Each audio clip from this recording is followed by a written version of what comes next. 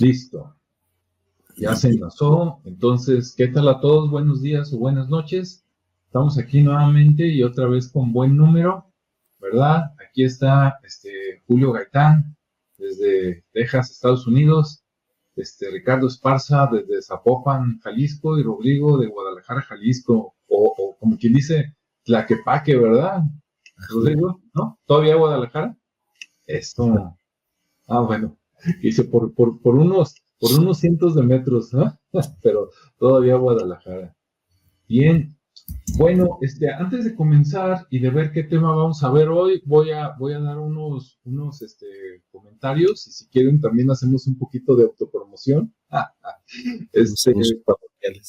Sí, la semana pasada los temas que hablamos tuvieron un comportamiento muy extraño desde mi punto de vista, porque aquí en el canal de YouTube tuvo baja demanda, pero hubo una participación. Por ejemplo, cuando hablamos de la Pascualita, por ahí se reportó una seguidora, y la seguidora me comentó que supuestamente la historia había sido cierta y que después, no me dijo quién, pero alguna autoridad fue, digamos, como a incautar el cuerpo, y que le hicieron análisis y que vieron que sí eran los restos de un cuerpo humano, y que ya como quien dice, la enterraron a la Pascualita y la cambiaron por un maniquí muy bien hecho, y pues el maniquí actual pues ya no tiene nada que ver, pero que supuestamente la historia sí fue real, ¿no? Así medio macabro el asunto. Entonces, bueno, pues hubo esa aportación que la agradecemos, pero como les digo, en YouTube relativamente tuvo poco movimiento, pero en Spotify tuvo mucho éxito. Sí, estuvo curioso, por decir algo.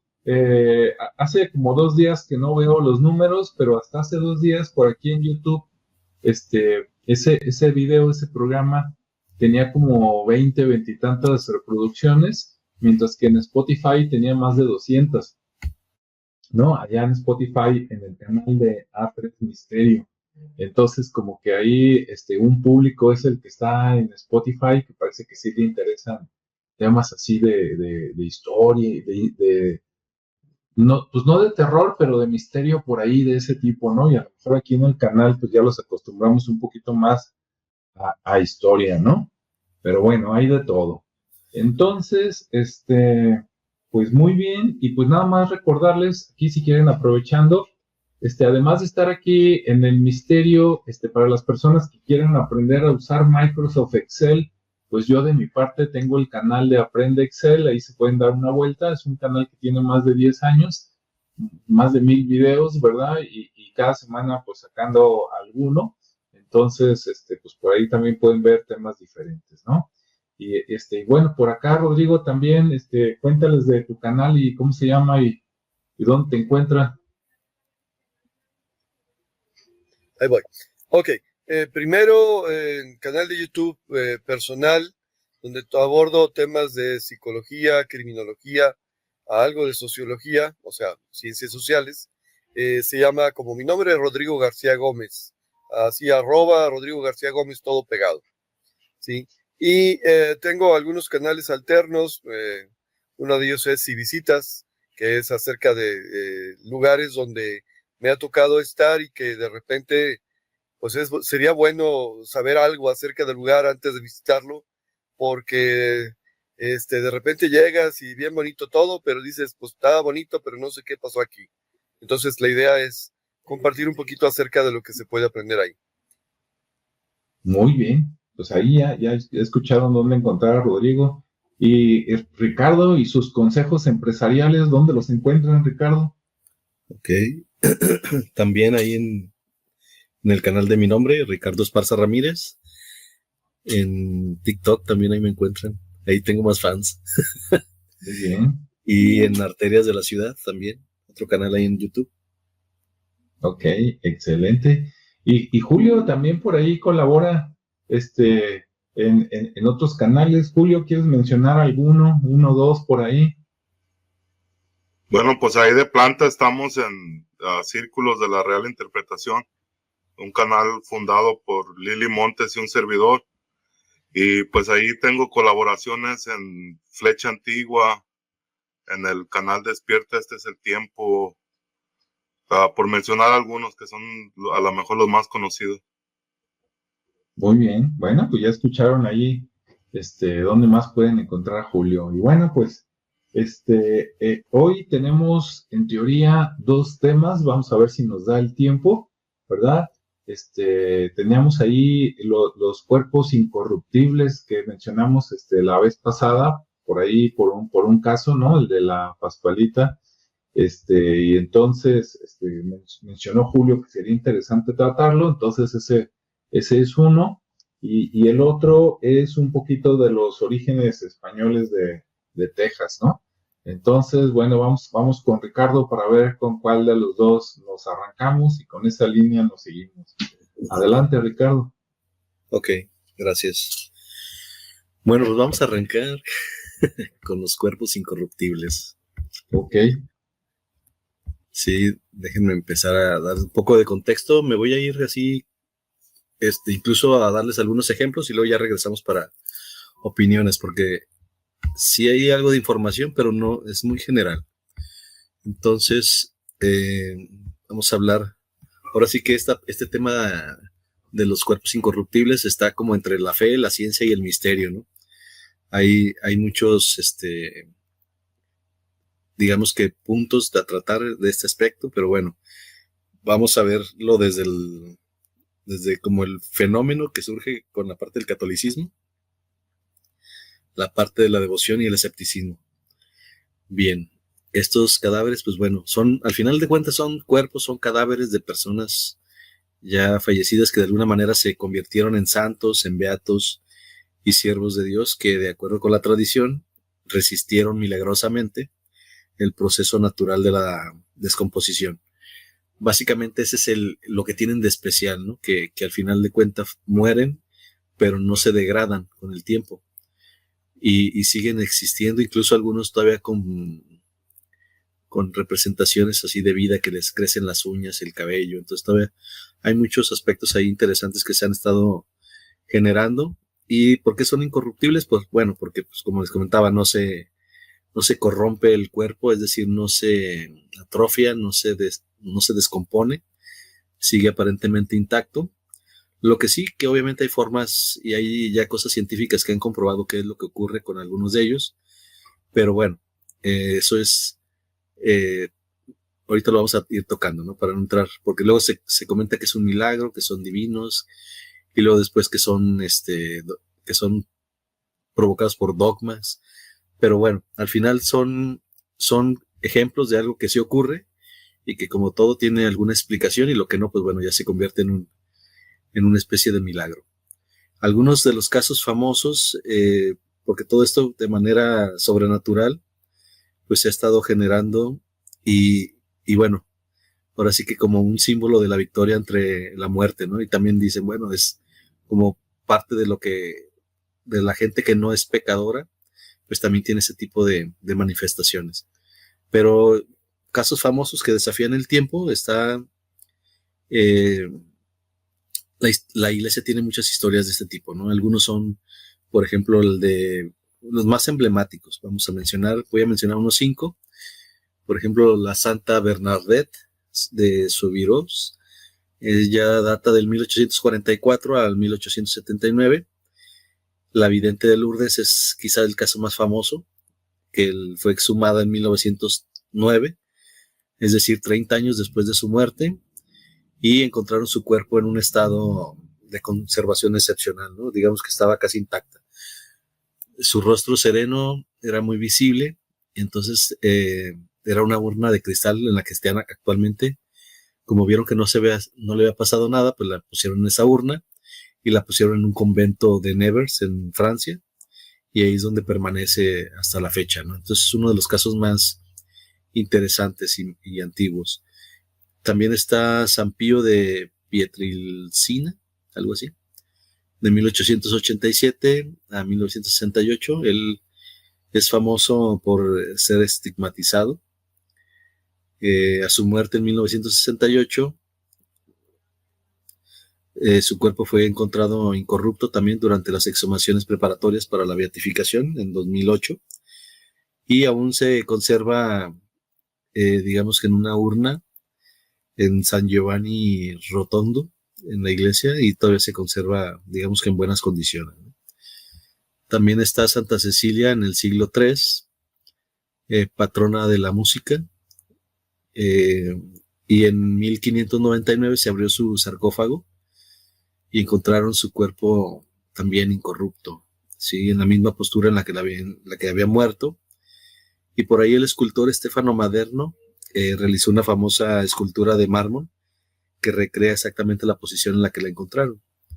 Ese es otro caso. Y luego está el de San Vicente de Paul, de 1581 a 1660, fundador de los vicentinos, donde su corazón y huesos se mantuvieron incorruptos después de su muerte y su corazón fue objeto de veneración en un relicario aparte.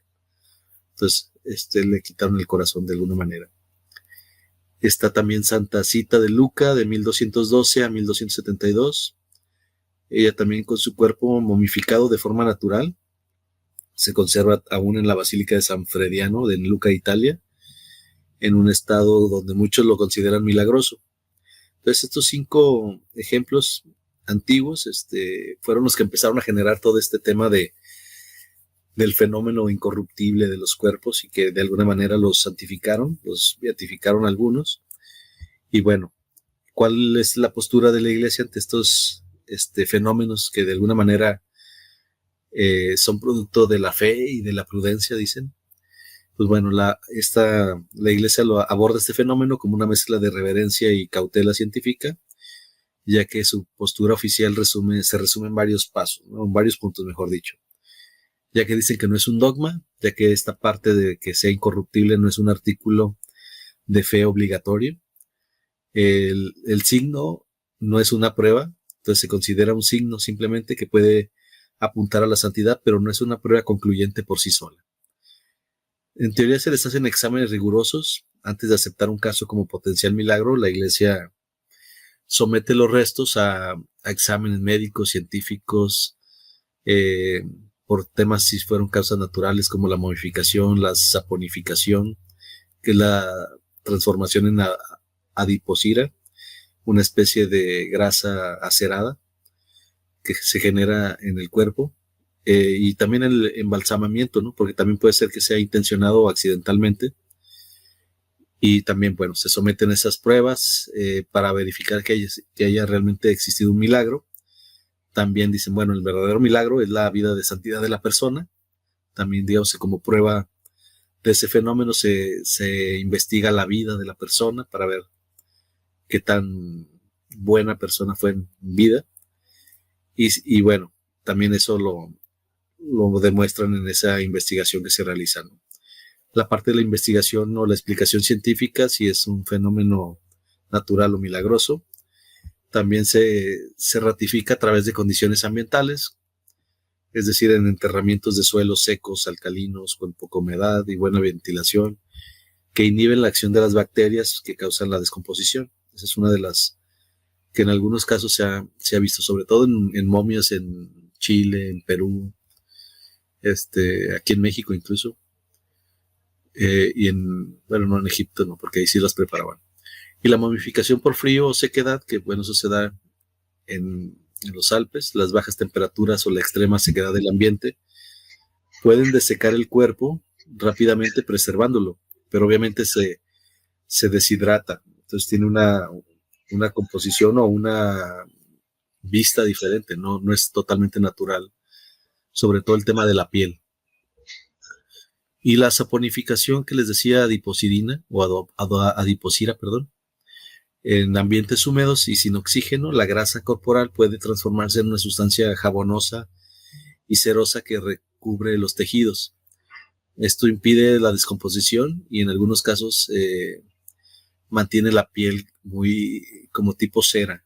Entonces hemos visto ese tipo de fenómeno, por ejemplo, en Catedral, con una niña que está ahí, que también en un principio tenía una piel así media, que ahorita ya no se nota tanto, pero bueno, ahí sí tiene oportunidad de darse una vuelta.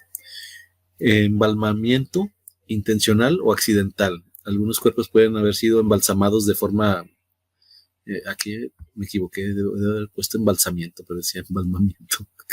Pero bueno, embalsamiento.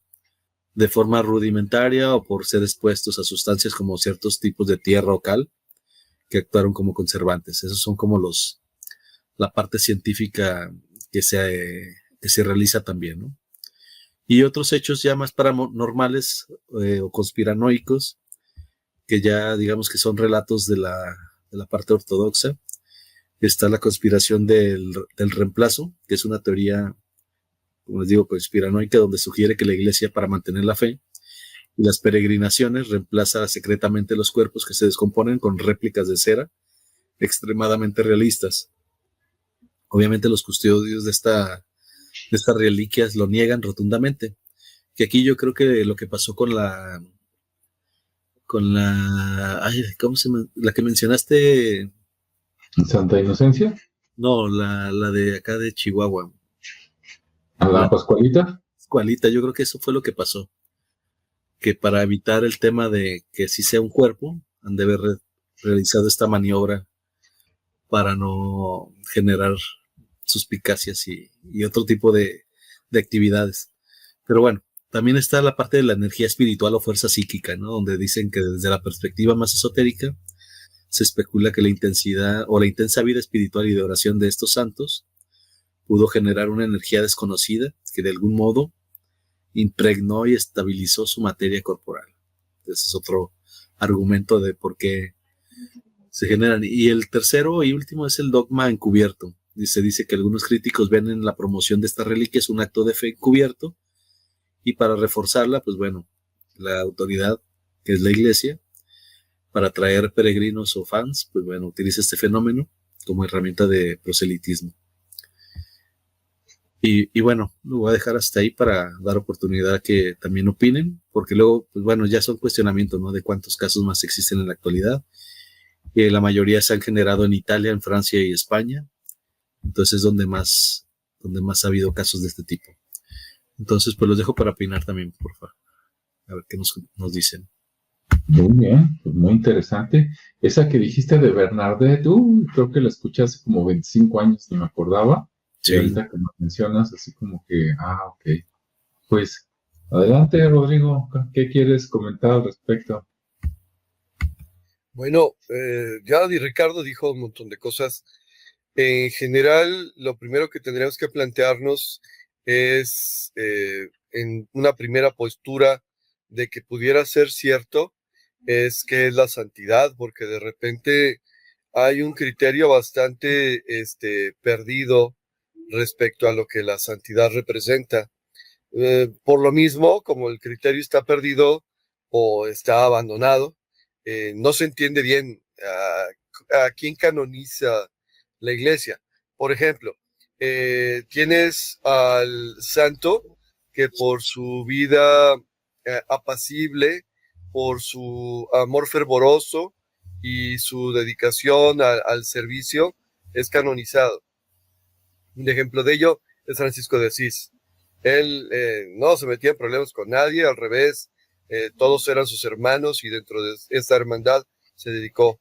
Pero luego tenemos a otros como Ignacio de Loyola, que literalmente eran pues, guerreros. Básicamente su propia personalidad era bastante intensa y eso contrapone la idea de la santificación del anterior. Sin embargo, él luchó a favor de el proceso de la cristianización y de el perfeccionamiento de los elementos de la iglesia. Por lo tanto, es considerado un santo.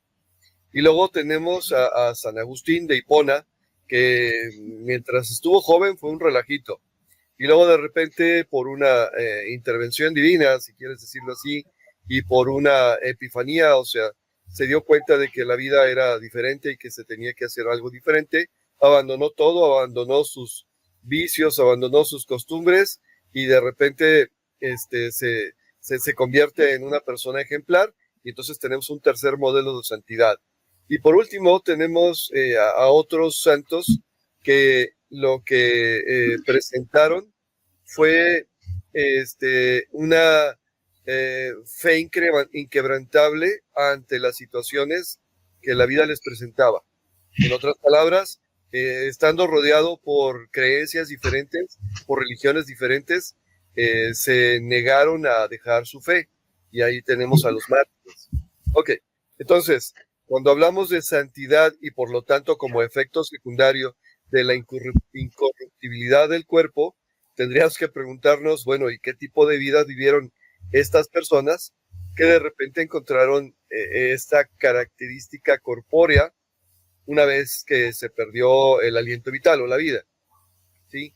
La siguiente situación es que en explicaciones un poquito menos ortodoxas, las personas que tienden a acumular cierto tipo de comportamientos, vida, energía, no sé cómo le quieras decir, tienden a atraer luz y energía, como dijo Ricardo, que es difícil de catalogar porque solamente personas que tienen ciertos dones la pueden apreciar. Pero de hecho, en parte de eso consiste la santidad, incluso para todos los elementos anteriores que mencioné, en esa capacidad de atraer la atención divina. Ahora sí que, en general podríamos decir que rezarle a Dios es un acto bastante humano, pero que Dios te conteste, pues es otro acto que ya no es humano, que es o un acto divino o un estado de locura. Entonces, de estas personas se dice que podrían hablar, si no con Dios, con algún elemento espiritual importante o trascendente, enviado o emisario del Dios único o del Creador, y que por lo tanto la mera presencia de estas entidades o de la mera presencia de la atención de Dios atrae energía.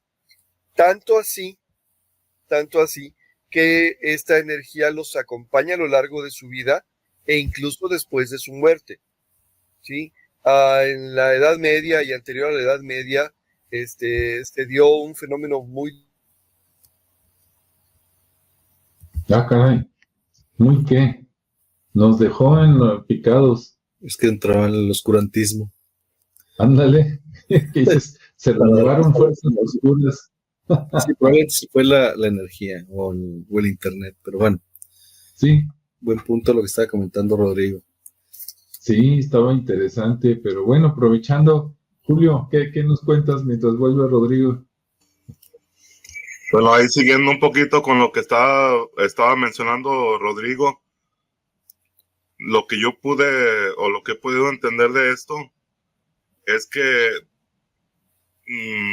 esa incorruptibilidad es tomada en cuenta, así como lo mencionaba Rodrigo, porque detrás de todo el fenómeno religioso y de devoción hay un fenómeno científico, que es esa energía, esa fuente de energía que a la que nosotros le llamamos Dios, que es como una vibración, es una frecuencia en la que la persona en vida llega a adquirir o llega a entonarse en esa vibración,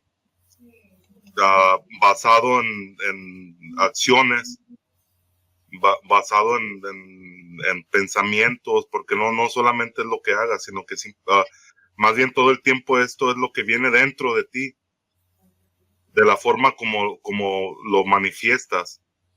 Y esto te lleva a alcanzar una frecuencia que se puede considerar o que se ha considerado de forma religiosa como alcanzar ese contacto directo con ese Dios, con esa fuente de energía, con esa fuente creadora, y que por eso se considera como parte de santidad, porque ahí estos casos de incorruptibilidad del cuerpo vienen a ser parte o vienen a ser el desenlace de ese fenómeno.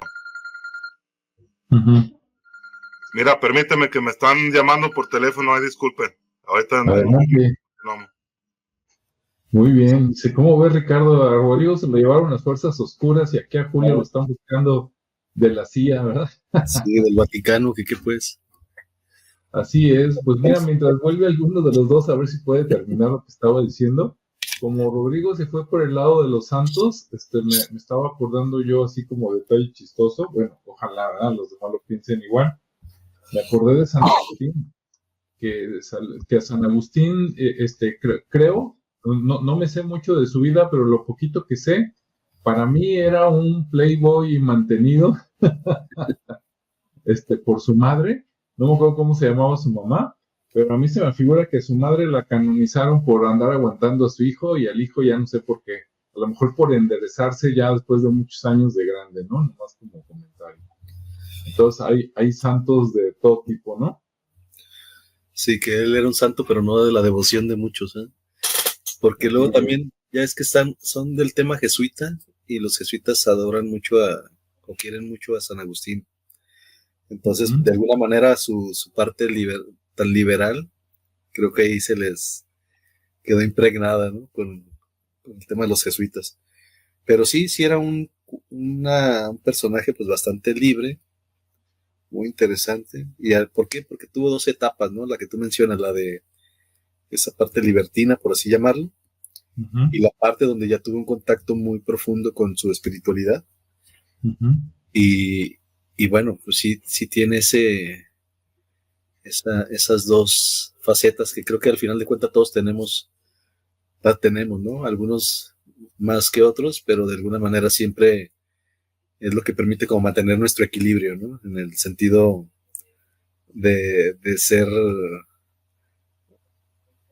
de una manera rebelde y la otra parte espiritual. Pero bueno, ya regreso aquí, Julio, para que nos continúe. Sí, adelante, Julio.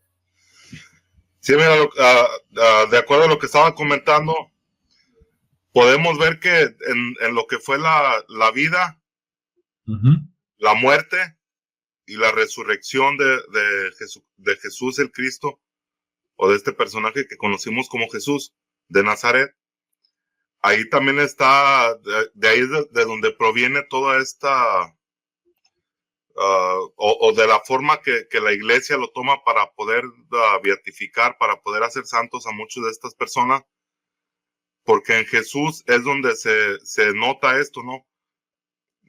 Una vida, de acuerdo a lo que podemos ver en los evangelios, de acuerdo a la Biblia, una vida totalmente al servicio de los demás, una persona que trae un mensaje, una persona que aunque no querramos creer que en realidad era el Hijo de Dios, ¿verdad? Como la religión lo plantea, en especial el cristianismo, podemos ver que aunque no haya sido literalmente el Hijo de Dios, era una persona que tenía esa conexión directa con esa fuente. Y que en su vida, en su muerte y en lo que pasó después de su muerte lo deja plasmado. Hay cosas, hay elementos que se puede ver como evidencia de esto, como lo que es la sábana de Turín, o sea, hay varios elementos que están por ahí que de alguna forma explican el fenómeno religioso que está aunado con el fenómeno científico. Y estas personas, de acuerdo a lo que es la iglesia, es como si estuvieran de alguna forma tratando de imitar ese camino de Jesús. Por eso es que se hacen santos. Por eso es que se hace una investigación científica, médica del cuerpo. Se hace una investigación de lo que fue la vida de esta persona. Y ya en esos dos factores investigados es donde se determina si esta persona llega a tener ese nombramiento como santo. Una de los ejemplos más contemporáneos o más recientes de esto está lo que es el caso de Carlo Acutis, que fue el que yo mencioné la semana pasada. Que este era un joven italiano que falleció en el 2006 y recientemente fue beatificado, cuando después de varios años de haber estado enterrado, ya el cuerpo ya fallecido, lo sacan y se dan cuenta de que este joven todavía mantenía las características del cuerpo como fue en vida. Se mantenían sus uñas, se mantiene su cabello, se mantiene su piel casi de una forma perfecta, o de la forma que tenía esa piel cuando esta persona estaba en vida. Entonces hay ¿cómo se podría explicar? O sea, hay factores que, como lo mencionaba también Ricardo, ¿no? Que se puede ver lo que es el suelo. Tenemos el ejemplo de las momias de Guanajuato, que se preservan ahí de esa forma por muchos cientos de años por causa de los minerales que existen en ese terreno. Y o sea, hay muchos factores que pueden influenciar en esto. Por eso es que se tiene que hacer todos los estudios por parte del Vaticano, que el Vaticano, aparte de ser religiosos, tienen muchas personas que son expertos en todas las ramas de la ciencia, desde astronomía, medicina, o sea, en cualquier rama ellos tienen todos los elementos necesarios para poder hacer una investigación de esas magnitudes.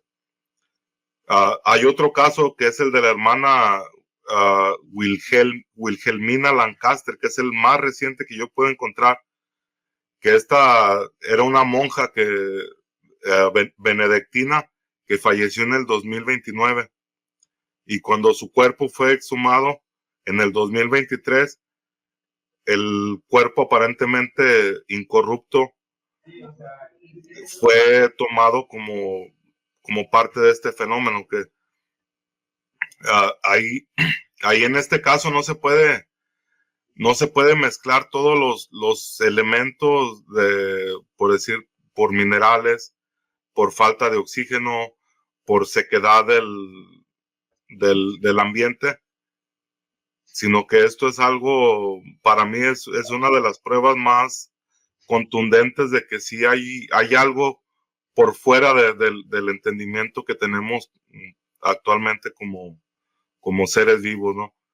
Que sí existe esta conexión de personas, espíritus, almas encarnadas en este momento, que llegan a tener esa conexión directa con esa fuente, que no es un señor. El Dios no es un señor, sino más bien es una energía. Y que cuando te puedes conectar a esa energía, llegas y puedes llegar a adoptar esa frecuencia que te está marcando esa energía, es donde se pueden o donde se rompen los parámetros de lo entendible.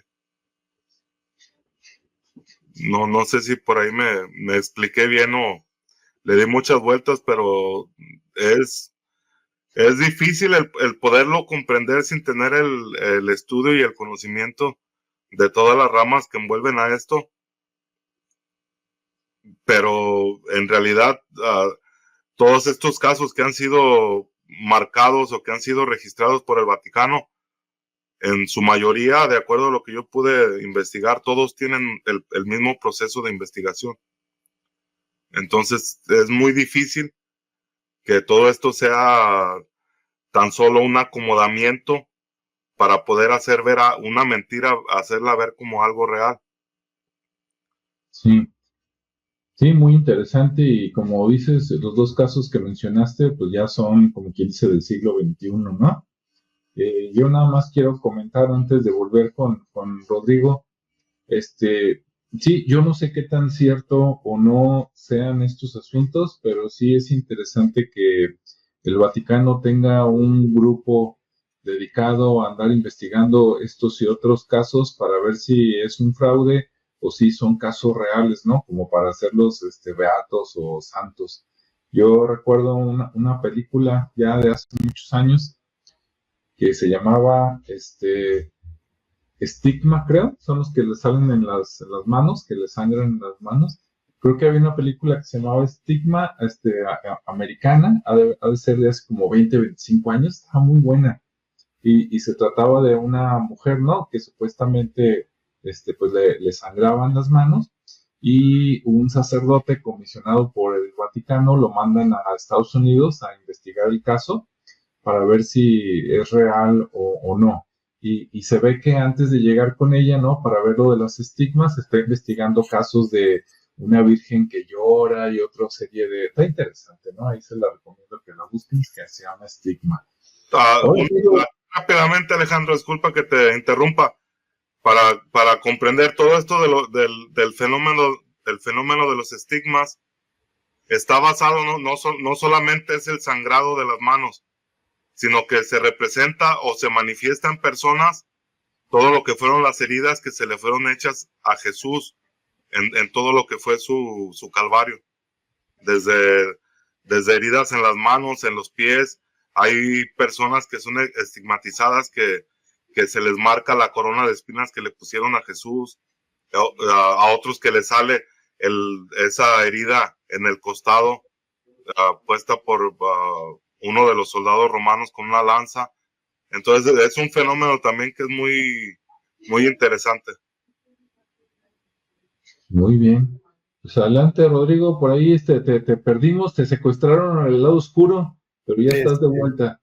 Yo dije que ya llegó la censura, digo, no quieren que hable, pues me callo, ¿no?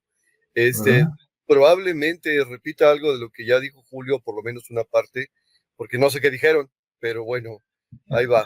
Me quedé que, si no me acuerdo mal, que en la Edad Media se dio una práctica de un mercado negro de reliquias.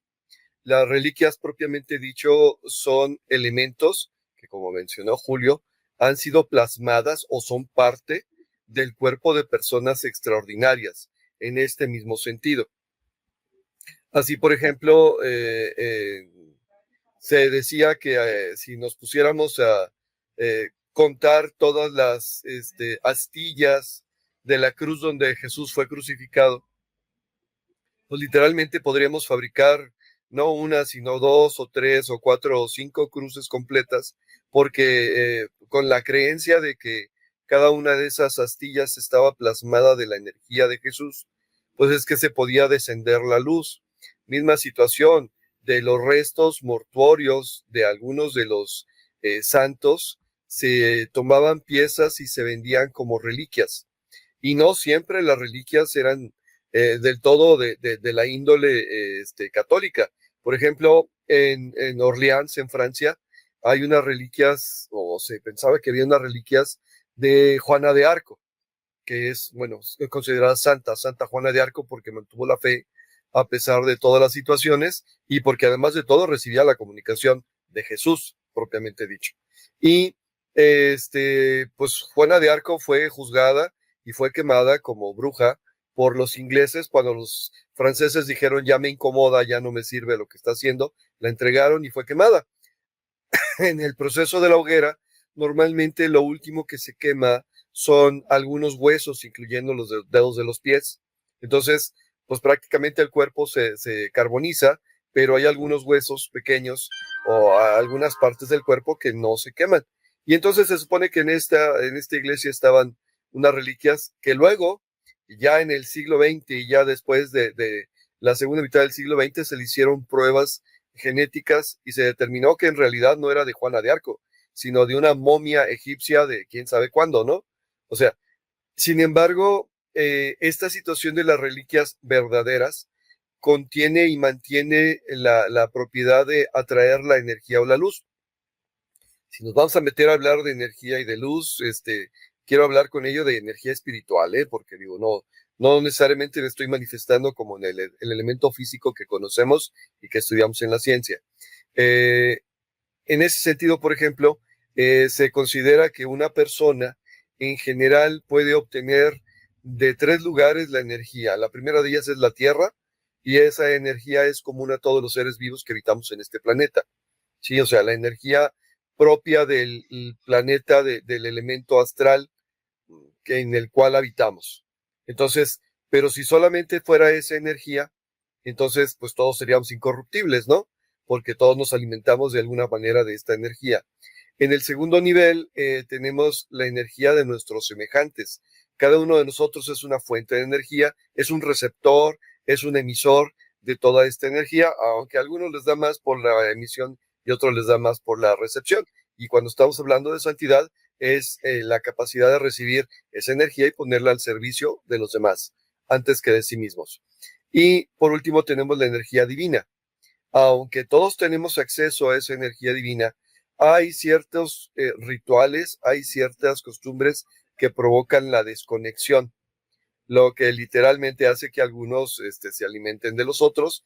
Regresamos al vampirismo. Pero los que se logran conectar a la fuente, como lo manifestó Julio, de repente adquieren capacidades o características peculiares. Y esta capacidad de atraer esa luz o esa energía o esa manifestación, como le quieran llamar, es precisamente lo que se busca en las reliquias. Tanto así que en los altares de las iglesias se suele consagrar y se suele colocar una reliquia escondida dentro del altar para que a la hora de estar haciendo el ritual, ¿sí? Exista una manifestación de esa energía y la ceremonia pueda cumplir con el objetivo de la conexión del ser humano con la divinidad, o por lo menos con algunos elementos de la divinidad. Esta energía propiamente dicha es entonces la que algunos seres humanos pueden atraer y que puede provocar el fenómeno de la no descomposición. Sin embargo, si nos vamos a hablar de cuestiones de los 3 tipos de energía a los cuales nos podemos conectar, también tendríamos que hablar que no necesariamente se da en todas las personas, pero tampoco necesariamente se da en todas las personas buenas. Esto de la ¿cómo se dice? Momificación espontánea, se tiene que estudiar, y en general las causas de los santos tienen que considerar 3 supuestos. El primer supuesto sería el supuesto de que efectivamente existe un halo de santidad, un elemento de santidad, y por lo tanto hay una iluminación divina. El segundo supuesto es un evento físico que se manifiesta a través de las leyes de la naturaleza, que siguen siendo divinas, pero que es común a todos los seres mortales. O sea, normalmente nos morimos y nos descomponemos. Pero el tercer supuesto implica la suplantación de la divinidad por el opositor, porque no solamente en la parte divina es donde se hacen milagros, también hacen milagros y tienen manifestaciones paranormales y supranormales cuando se dedican a trabajar para el equipo contrario. No sé si me doy a entender. Los santos se dedican a trabajar para Dios, pero los que se dedican a trabajar para el opositor, por traducción literalmente Satán, ¿sí? También pueden hacer milagros. Cuando Jesús estuvo en vida, cuando Jesús el Cristo, como mencionó Gaitán, estuvo en vida, él se hizo famoso porque de alguna manera era un sanador, y este efecto de la sanación no era exclusiva de él, había varios sanadores y ha habido varios sanadores. Sin embargo, el origen de dónde viene la sanación y los efectos a mediano y a largo plazo de esa sanación son lo que lo hizo diferente a los demás, ¿sí? Entonces, regresamos, tenemos que considerar cuál es el supuesto sobre el cual se está manifestando esta luz divina. Y por lo mismo se hacen las investigaciones, porque la iglesia se quiere deslindar de cualquier situación que no tenga que ver con elementos de santidad, por lo menos de la santidad como lo entienden ellos.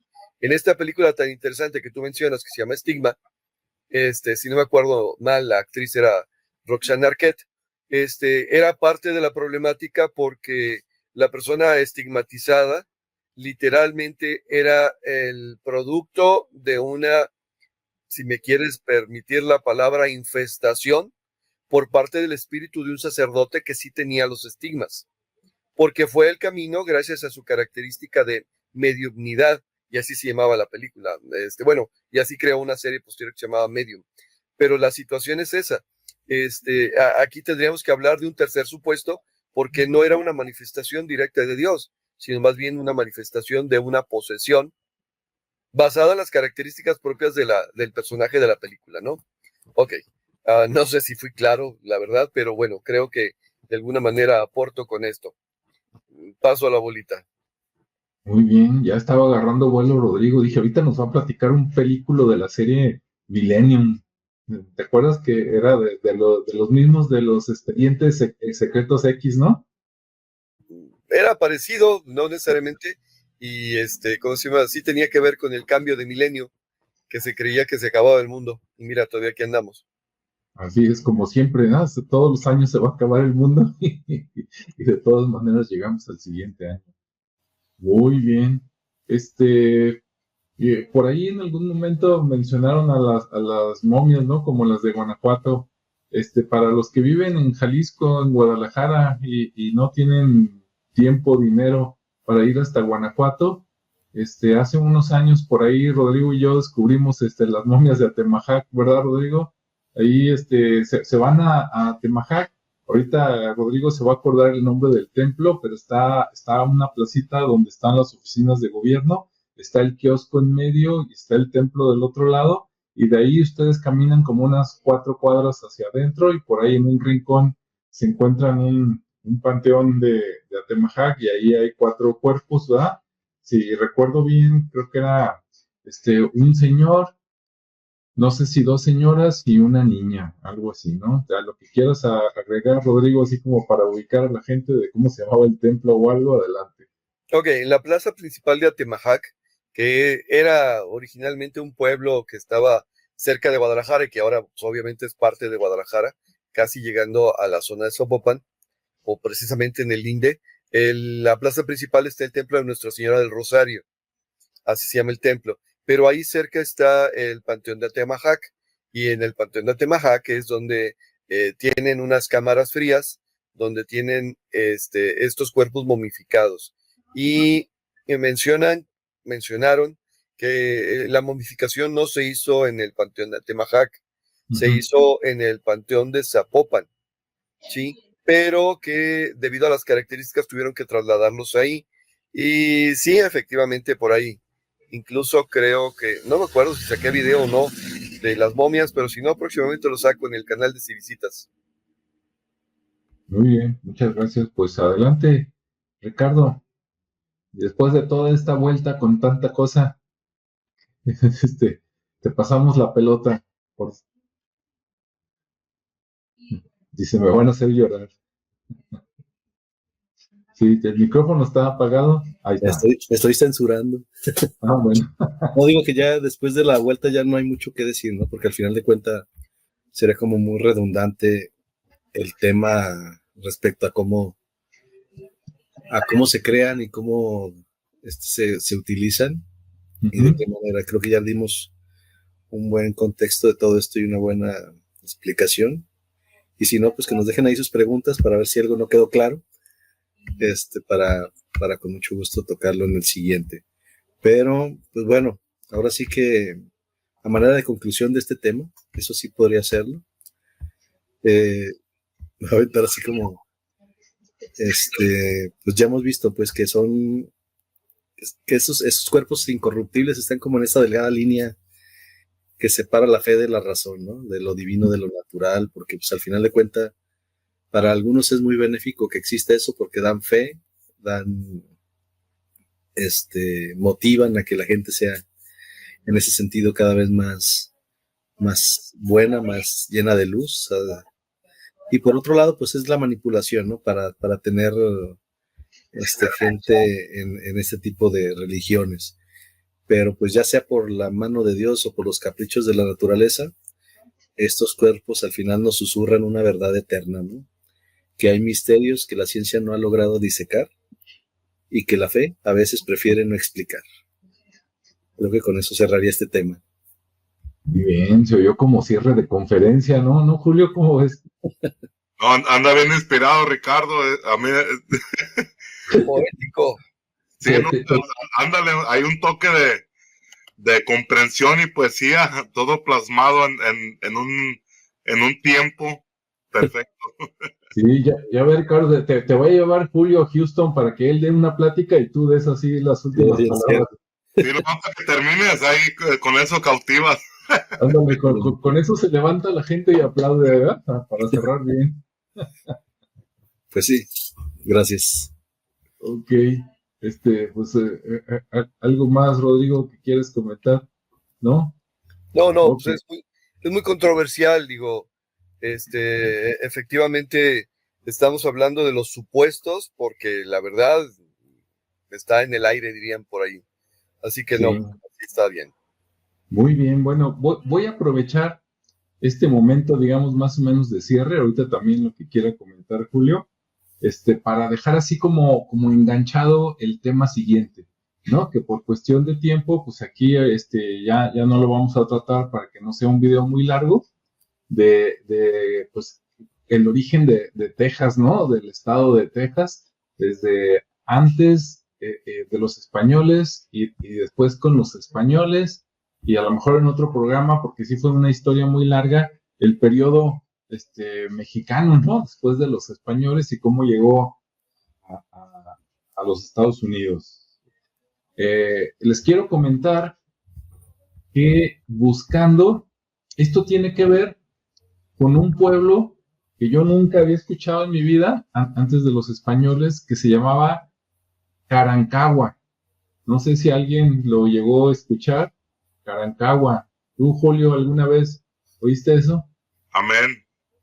Amén. Ah, bueno, pues va a estar muy bueno porque resulta que antes de que los europeos pisaran la costa, ¿no? Del Golfo de Texas, había un pueblo que eran los Carancagua, que tenían algo de comunicación con el pueblo Cado, pero que no dependían de ellos.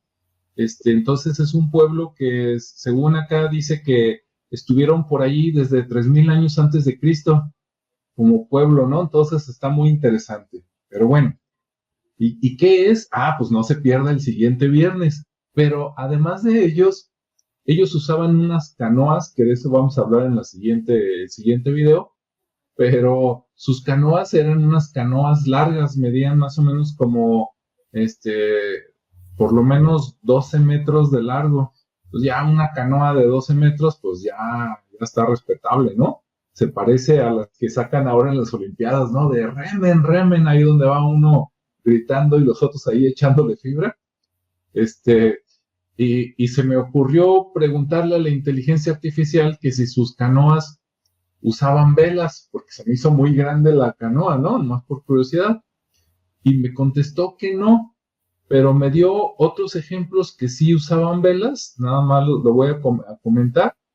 Y me dice, las canoas en América que sí usaban velas, bueno, no necesariamente en América, dice, son las déjenme ver si lo tengo aquí rápido. Ah, ok, bueno, ya se me perdió la línea, pero salió ahí que los mayas sí tenían canoas con velas. ¿Ustedes sabían? ¡Wow! Mira, Alejandro y amigos aquí que estamos reunidos y los que nos estén viendo, cuando vemos el trabajo de Ruth Rodríguez Sotomayor, lo que conocemos nosotros como mayas en este momento es una pequeña fracción de lo que eran estas personas. Ruth Rodríguez hace el paréntesis ahí de que estos mismos mayas eran conocidos desde el tiempo de los Vedas como los Naga mayas,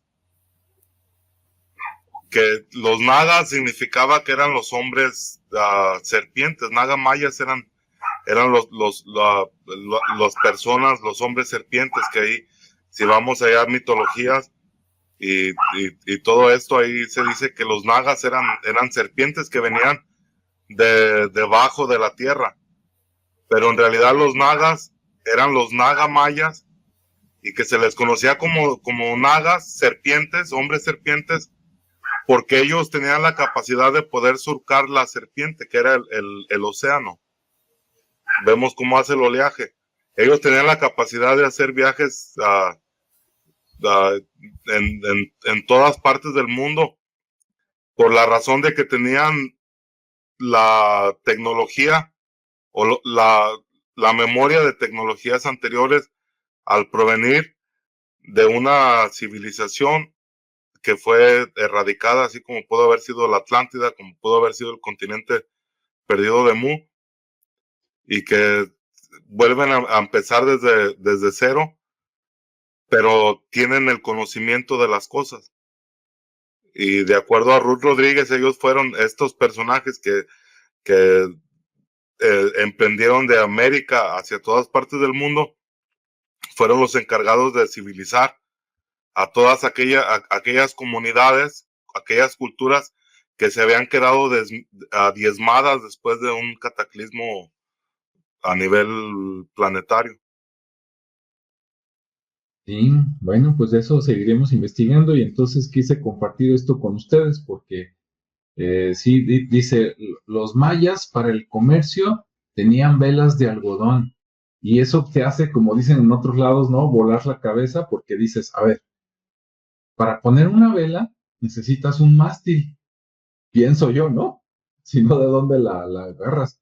O un palito o algo para ponerla. Y si pones un mástil, pues ese va, o sea, no es lo mismo nomás tumbar un árbol, hacerle un agujero y echarle remos, allá poner una vela, ¿no? Porque ya necesitas también ¿cómo se llama? La parte de atrás que vas moviendo para que se vaya a la derecha, como el ¿qué? El timón. Sí, necesitas eso, ¿no? Entonces, de repente, una vez más dices, híjoles, más que la historia no es como nos la contaron definitivamente, ¿no?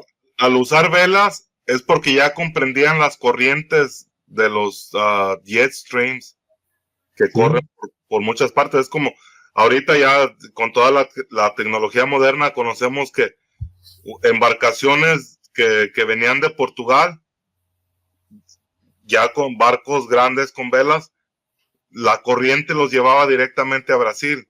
Si salían más al norte, los iba llevando más al norte del continente americano. Y todo está basado en las corrientes del aire.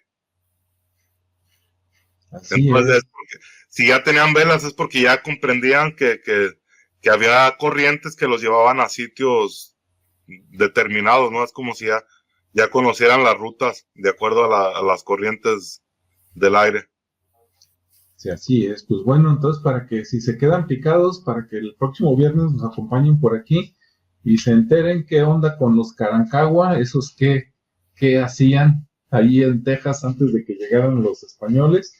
Y bueno, pues otro pueblo que sale así aparentemente de la nada para nosotros y que resulta que pues si está desde 3000 años antes de Cristo, pues era de la época de los Capacha acá en Colima y de los Mocaya por allá en Oaxaca, ¿no? Entonces, mientras más escarba uno, más cosas salen, ¿no?